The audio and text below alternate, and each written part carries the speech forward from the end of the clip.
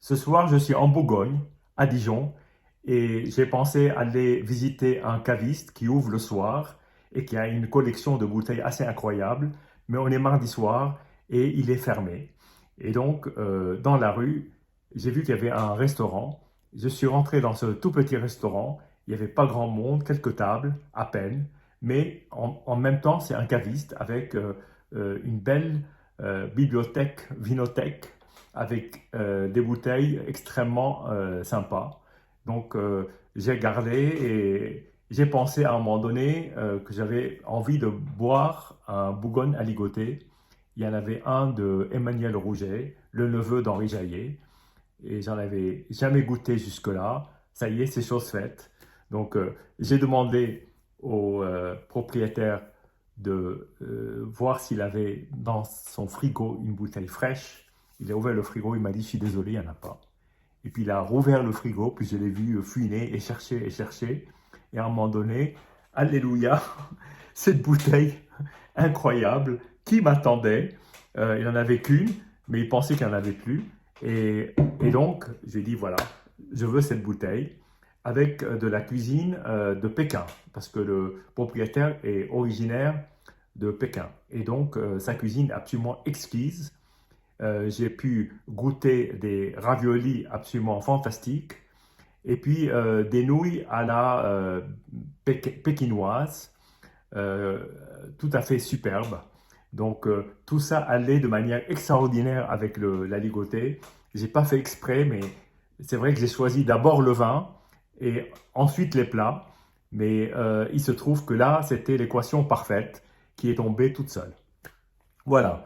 Euh, Emmanuel Rouget, donc c'est le neveu d'Henri Jaillet, c'est évidemment le disciple d'une certaine façon, parce qu'il a appris le métier avec son oncle. Henri Jaillet n'avait pas de descendance, et donc c'est lui qui a récupéré l'essentiel du patrimoine, et Dieu sait que ce patrimoine est absolument extraordinaire, dont le fameux Cros Parentou, mais aussi des vignes qui venaient de l'autre partie des frères d'Henri Jaillet, donc le père d'Emmanuel Rouget, enfin le père, la mère d'Emmanuel Rouget plutôt, puisque la maman d'Emmanuel Rouget était une Jaillet, mais aussi il a récupéré, et j'ai eu l'occasion de les commenter ici, les vignes du frère d'Henri Jaillet, qui sont je crois, en Nuit Saint-Georges, si je me souviens bien. Mais là, c'est une cuvée qui n'existait pas du côté d'Henri Jaillet, du Bourgogne aligoté, cuvée assez rare, qui trônait là, dans la boutique. Et donc, évidemment, j'ai été super tenté. D'abord, moi, je suis un grand amateur de Bourgogne aligoté. Et plus ça va, plus je trouve que ce cépage produit des miracles en Bourgogne. Il est largement sous-estimé, et tant mieux, parce que les prix restent sages.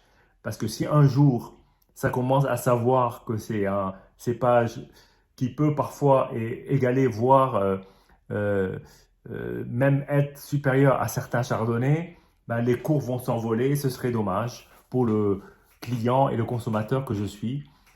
Donc, euh, Bourgogne aligoté, pour moi, c'est toujours une source de découverte.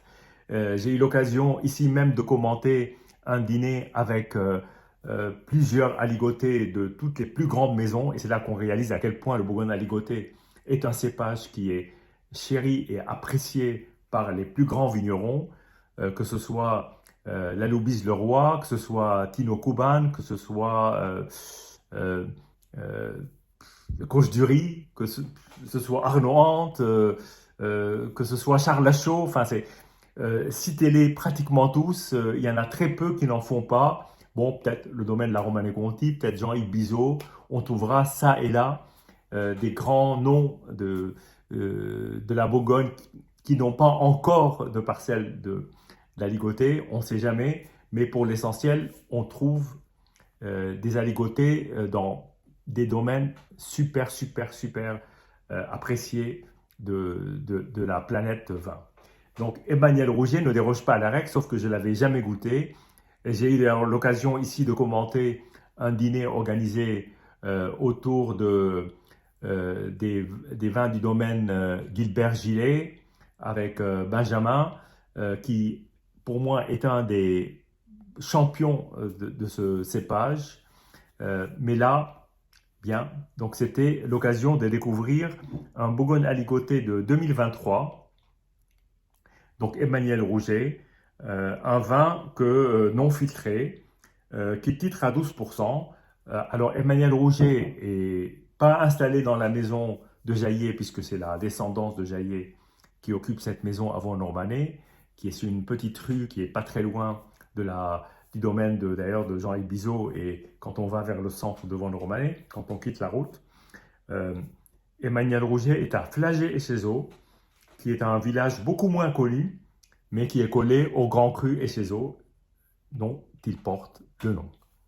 Bien, alors, à l'ouverture, le vin avait un côté perlant. D'ailleurs, ce côté perlant a été un peu persistant avant de disparaître. Je pense que c'est un vin qui gagne à être carafé. Bon, là, il n'a pas été carafé, mais je vous avoue que j'ai eu un plaisir immense à le déguster. Et donc, c'est avec un immense plaisir renouvelé que je déguste ce vin ici même. Donc là, je suis dans cet appartement qui est dans le vieux centre de Dijon, qui est à portée de main de tout le vieux Dijon.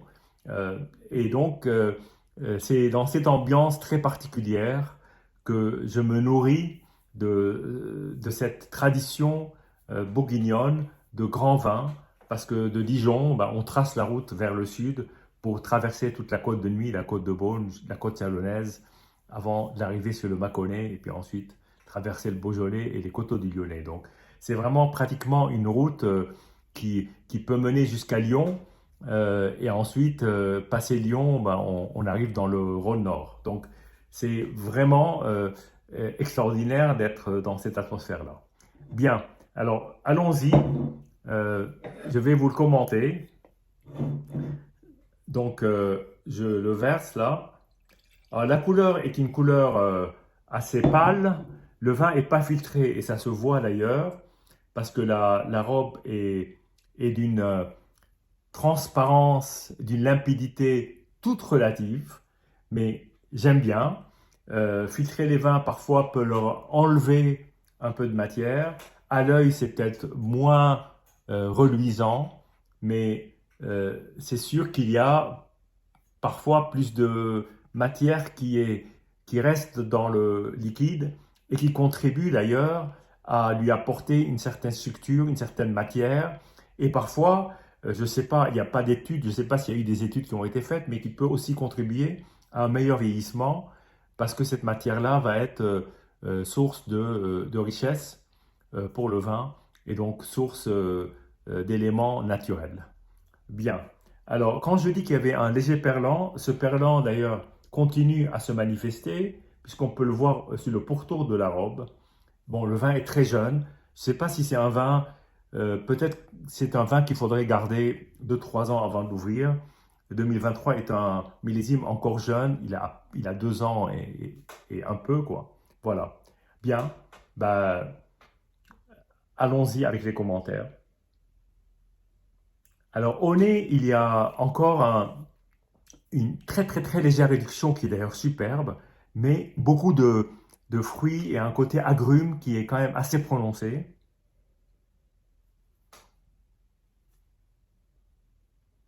Le nez est assez présent, je ne dirais pas que c'est un nez très intense, mais c'est un nez assez présent.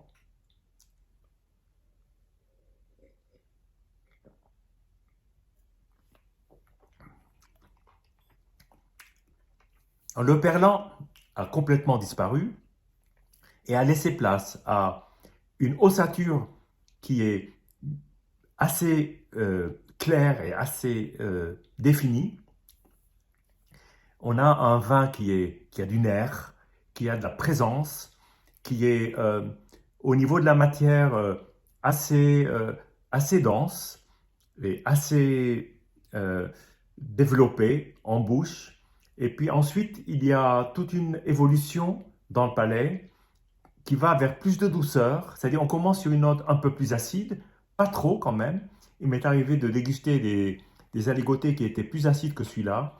Il y a ensuite un développement en bouche qui est assez fin, tout en délicatesse, tout en finesse, avec des légères notes d'agrumes, je dirais même de très léger goût anisé, très très léger goût anisé, et puis une respiration dans ce vin, une texture qui est assez fluide, qui est très agréable, qui donne envie de déguster le vin.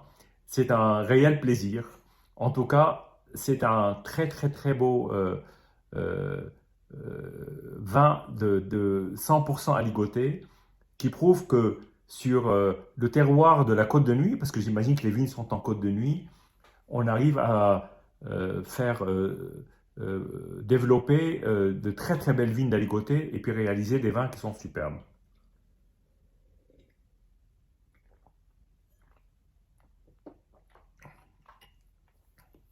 Il y a beaucoup de fraîcheur dans ce vin. Il y a aussi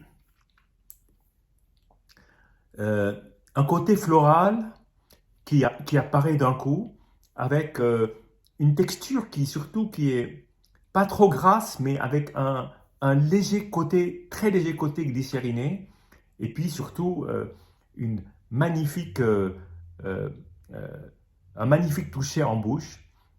J'aime beaucoup ce vin. Il allait extrêmement bien avec la cuisine chinoise parce que justement il apporte cette petite nervosité, ce petit soubresaut qui fait qu'il est toujours présent en contraste avec parfois une sauce de réduction avec du soja, parfois un tout petit peu de piquant. En tout cas, c'était un régal. Voilà. Emmanuel Rouget, jamais déçu par aucune de ses cuvées. C'est toujours du grand art, de la haute couture. On sent bien qu'il y a un travail qui est impeccablement réalisé au niveau des vignes et puis aussi au niveau de la vinification. En tout cas, c'est un régal de goûter ce vin. Je vous dis ben, santé de Dijon et à bientôt.